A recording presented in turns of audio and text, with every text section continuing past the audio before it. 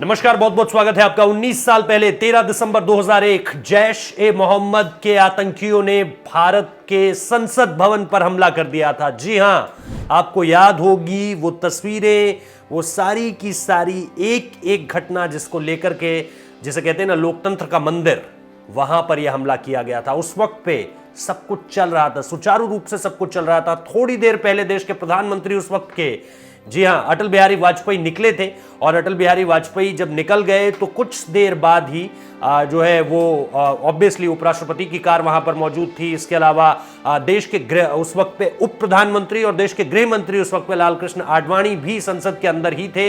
इसके अलावा तमाम दिग्गज नेता वहां मौजूद थे, जिनमें सोनिया गांधी का नाम भी था।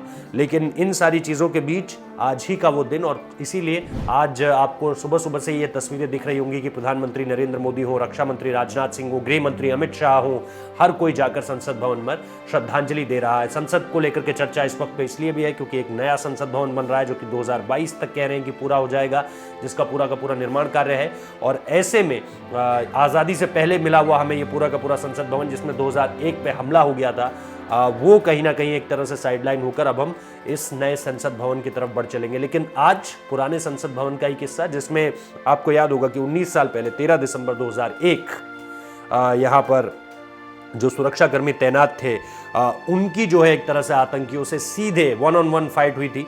और इस कॉम्बैट में जो है तकरीबन 5 जो है दिल्ली पुलिस के जवान और इसके अलावा एक महिला जवान भी थी, दिल्ली पुलिस की ही थी वो भी, और इसके अलावा सीआरपीएफ यहाँ पर तैनात थी और 2 जो है संसद के गार्ड्स थे, अगर मैं गलत नहीं हूँ तो। ये सारी की सारी जानकारी जो है वो सामने निकल कर आई थी कि इतने लोगों की इसमें एक तरह से मौत हो गई है। और इसके बाद जो है सारी की सारी चीज़ें, केस इस पे बहुत डिटेल्ड चला है, बहुत लंबा चला है। तब जाकर 2013 में 9 फरवरी 2013 में अफजल गुरु को फांसी हुई है, जिसे बताया जाता है कि पूरा का पूरा मास्टरमाइंड वही था। सीमा पार से जो आतंकी आए थे उनको लेकर के वही दिल्ली आया था और उसी के घर वो रुके हुए थे। तो ये सारी की सारी चीज़ें हैं जो इस वक्त पे सामने निकल कर आई थी। लेकिन जो मैं आपको जानकारी दे रहा था कि संसद के परिसर में तैनात सुरक्षा कर्मियों ने इस मुकाबले का जो है वो जमकर सामना किया था। दिल्ली पुलिस के इसमें 5 जवान, सीआरपीएफ की एक महिला कांस्टेबल और संसद के 2 गार्ड शहीद हुए थे इसमें, जो पूरी की पूरी जानकारी निकलकर सामने आ रही है।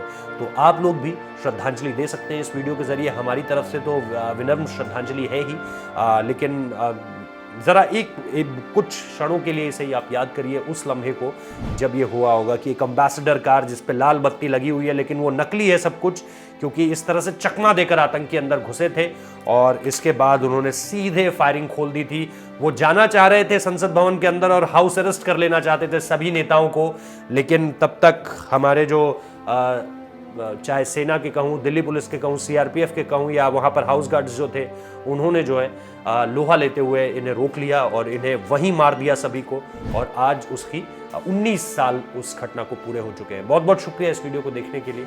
अच्छा लगा है तो शेयर ज़रूर कीजिएगा, चैनल को सब्सक्राइब ज़रूर कीजिएगा।